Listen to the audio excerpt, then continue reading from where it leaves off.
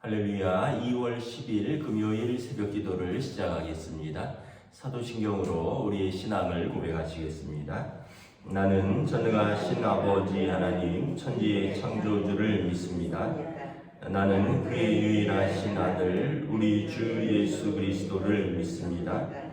그는 성령으로 잉태되어 동정녀 마리아에게서 나시고 본디오 빌라도에게 고난을 받아 십자가에 못 박혀 죽으시고 장사된 지 사흘 만에 죽은 자 가운데서 다시 살아나셨으며 하늘에 오르시어 전능하신 아버지 하나님 우편에 앉아 계시다가 거기로부터 살아있는 자와 죽은 자를 심판하러 오십니다. 나는 성령을 믿으며 거룩한 공교회와 성도의 교제와 죄를 용서받는 것과 몸의 부활과 영생을 믿습니다. 아멘. 찬송가 19장 찬양하시겠습니다. 찬송가 19장입니다.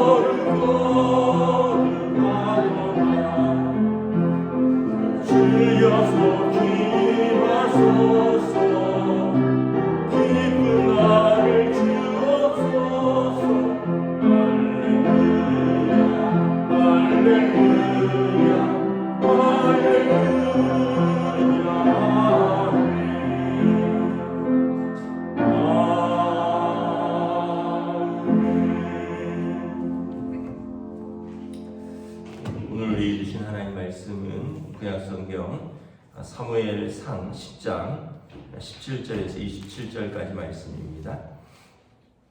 사무엘상 10장 17절에서 27절까지 말씀입니다.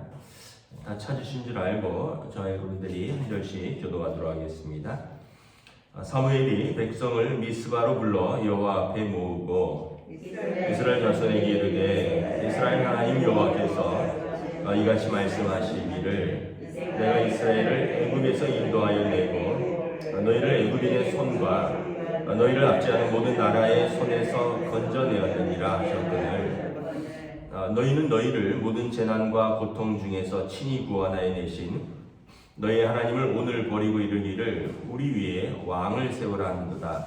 그런즉 이제 너희의 지파대로 1000명씩 여호와 앞에 나오라 하고 사무엘이 이에 이스라엘 모든 지파를 가까이 오게 하였더니 베냐민 지파가 뽑혔고 베냐민 지파를 그들의 가족별로 가까이 오게 하였더니 마드리의 가족이 뽑혔고 그 중에서 기스의 아들 사울이 뽑혔으나 그를 찾아도 찾지 못한지라. 그러므로 그들이 또 여호와께 묻되 그 사람이 여기 왔나이까? 여호와께서 대답하시되 그가 진보따라들 사이에 숨었느니라 하셨더라. 그들이 달려와서 거기서 그를 데려오매 그가 백성 중에 손이 다른 사람보다 어깨 위만큼 컸더라. 사무엘이 모든 백성에게 이르되 너희는 여호와께서 택하신 자를 보느냐 모든 백성 중에 짝할 일 없느니라 하니 모든 백성이 왕의 만세를 외쳐 부르니라. 사무엘이 나라의 제도를 백성에게 말하고 책에 기록하여 여호와 앞에 두고 모든 백성을 각기 집으로 보내매 사울도 기브와 자기 집으로 갈 때에 마음이 하나님께 감동된 유력한 자들과 함께 갔느니라. 함께 있습니다. 어떤 불량배는 이르되 이 사람이 어떻게 우리를 구원하겠느냐고 멸시하며 예물을 바치지 아니하였으나 그는 잠잠하였더라. 아멘. 할렐루야. 오늘 또 새날이 시작되었습니다. 주님 주시는 은혜와 평강이 가득하시기를 축복합니다. 이제 오늘 말씀에 이제 드디어 이스라엘의 왕을 뽑죠.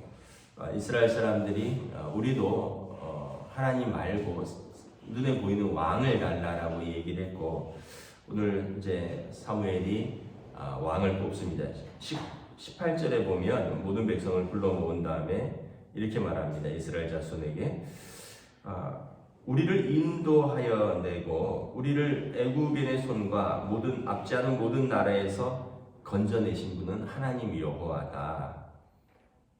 또 너희를 모든 재난과 고통 중에서 친히 구원하여 내신 분도 하나님이시다. 그런데 그 하나님을 버리고 인간 왕을 세우기를 원한다라는 거죠. 사무엘이 처음에는 백성들에게 하나님이 계신데 왜 인간 왕이 필요하냐 그랬더니 하나님께서 뭐라 그러냐면 사무엘에게 사람들이 너를 싫어하는 것이 아니라 나를 싫어하는 것이다.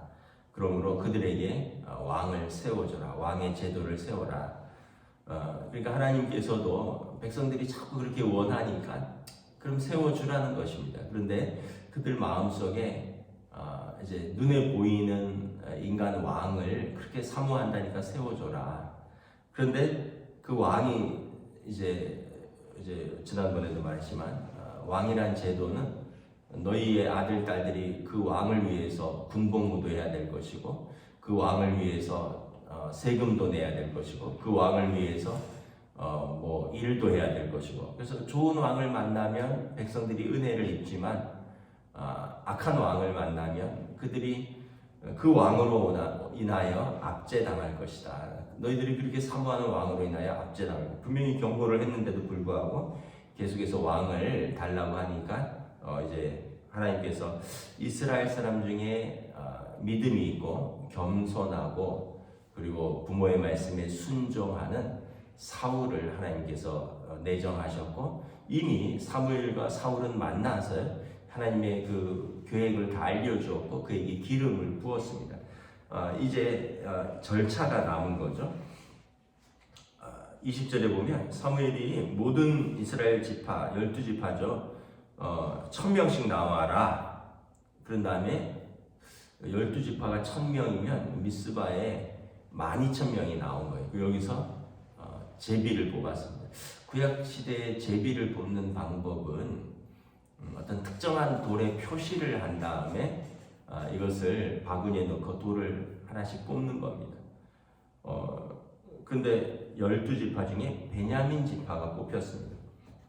그리고 또 베냐민 지파도 여러 가족들이 있을 거예요. 유력한 뭐 우리나라로 말하면 뭐 김씨, 뭐 박씨, 뭐 이씨, 뭐 최씨, 뭐 이런 식으로 이런 가족들을 대표를 나오라고 했는데 마드리의 가족이 뽑혔습니다.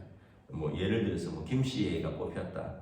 그 중에서 누구의 아들 기스라는 사람의 아들 사울이 뽑혔습니다. 근데 정작 사울은 이제 뽑히니까 숨었어요. 어디 숨었습니까? 22절에 보면 아무리 찾아도 찾지 못하니까 이 사람이 여기 왔나이까 하고 하나님께 여쭈었더니 하나님께서 그가 짐 보따리들 사이에 숨었느니라. 그러니까 사울의 성품을 알 수 있는 거죠.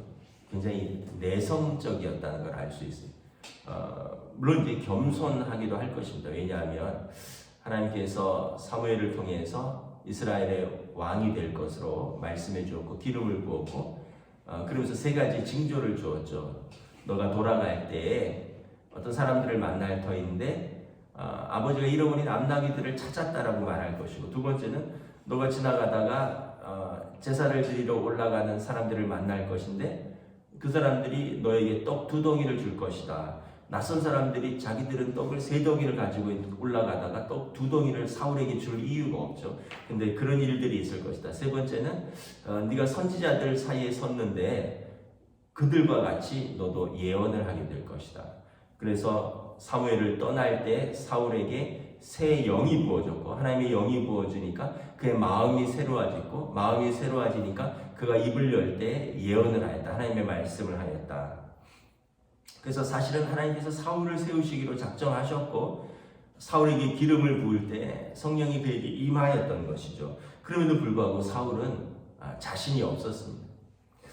내가 어떻게 이스라엘의 왕이 되겠느냐, 두려움도 있었고 아마 자신도 없었던 것 같고 내성적인 것 같고, 그래서 진보다리들 사이에 숨었습니다.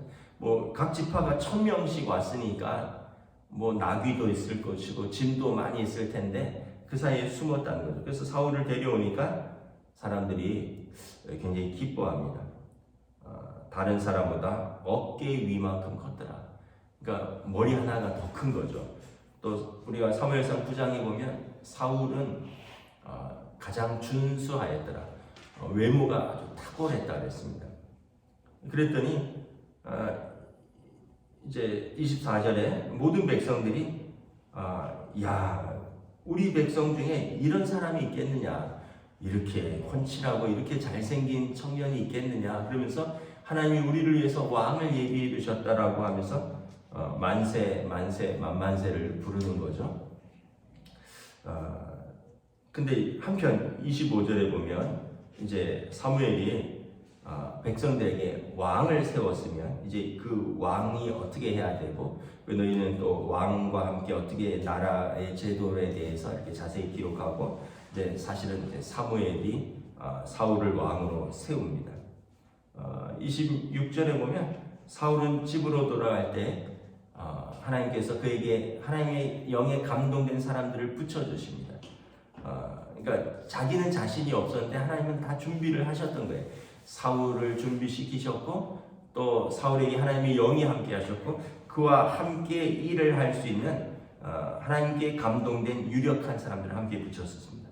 근데 반면에 27절에 어떤 사람들은 아니 이 사람이 어떻게 우리를 구원하겠느냐, 아마 자기들 마음에 생각했던 사람이 아닌 것 같아요. 아마 다른 뭐 지파 중에 어떤 또 유력한 사람이 있었는 건지도 모르겠는데, 그러면서 사람들은 사울이 왕으로 뽑힌 것을 기뻐하지 않았고 멸시합니다.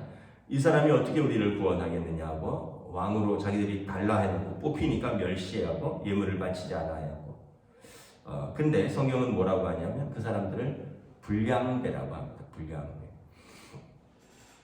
우리가 여기서 두 가지를 알 수 있죠. 첫째는 뭐냐 하면, 사실 사울이 뽑힌 것은 그가 뭐 다른 사람보다 키가 뭐 훤칠하고 인물이 좋아서 왕으로 뽑힌 게 아니라는 거죠.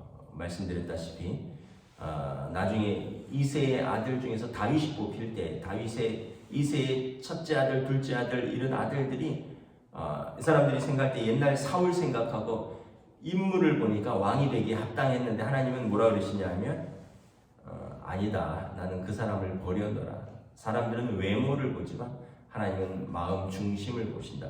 그러니까 사울이 왕으로 뽑힌 것은 그의 훤칠하고 인물 좋음이 아니라 그의 마음 중심에 하나님을 향한 믿음과 사랑이 있었다는 거죠.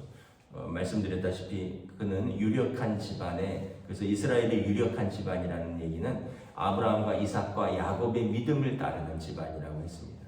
믿음에 있는 집안에, 또 사울이 부모에 순종할 줄 아는, 또 그리고 겸손하고, 그리고 왕으로 뽑히면 나는 아닙니다 라고 말할 때 하나님이 사실은 쓰시는 거예요.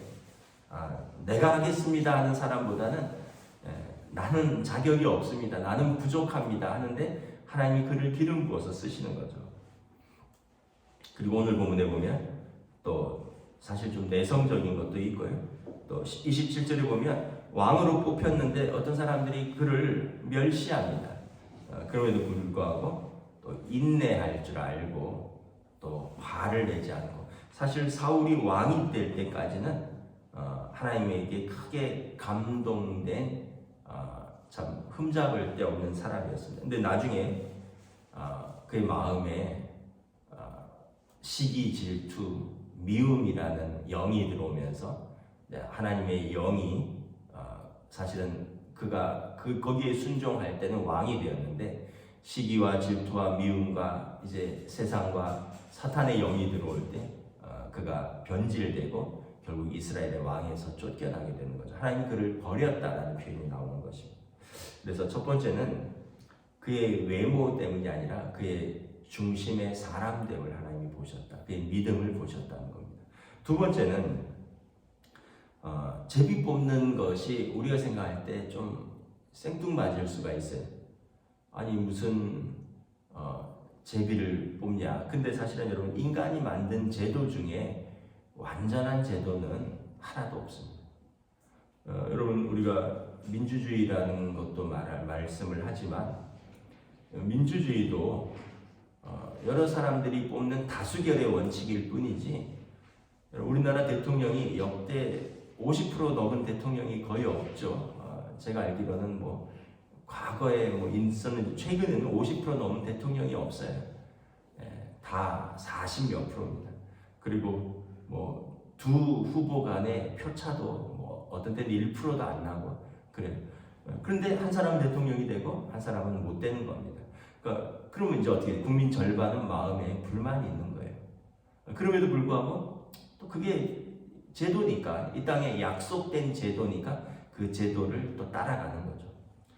교회에서도 마찬가지입니다. 우리가 생각할 때 어떤 장로는 교인들의 총회에서 3분의 2의 투표를 받아야 되고, 또 안수 집사와 권사는 교인들의 투표에서 2분의 1 절반 이상의 표를 받아야 됩니다.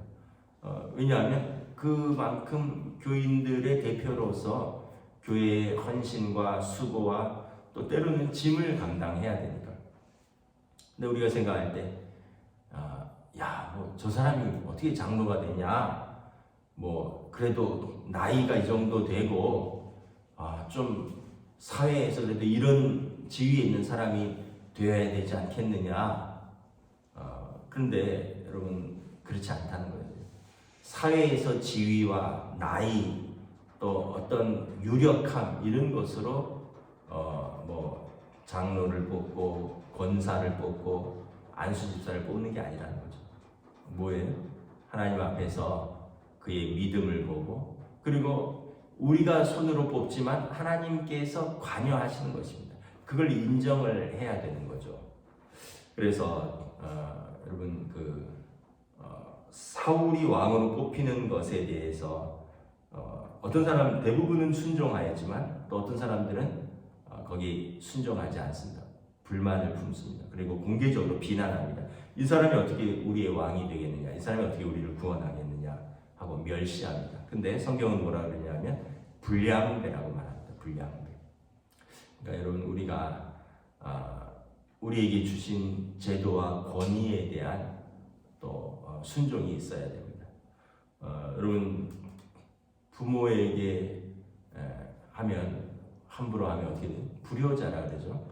하나님께서 정하신 제도에 불순종하고 또 여기 보면 멸시하니까 성경은 불량배라고 합니다. 자기들이 왕을 달라 그랬는데, 그래서 우리가 생각할 때 우리가 내 마음에 쏙 드는 제도는 없다는 거죠. 항상 생각을 하지만. 그래서 하나님께서 주신 제도 속에서 우리가 거기에 대한 권위에 대한 순종도 필요하다. 그래서 저와 여러분들이 오늘 이 두 가지를 또 생각하고 우리가 살아갔으면 좋겠습니다. 첫째는 하나님은 어떤 사람의 외모를 보는 것이 아니다. 어떤 집안을 보는 것이 아니다. 중심을 보신다.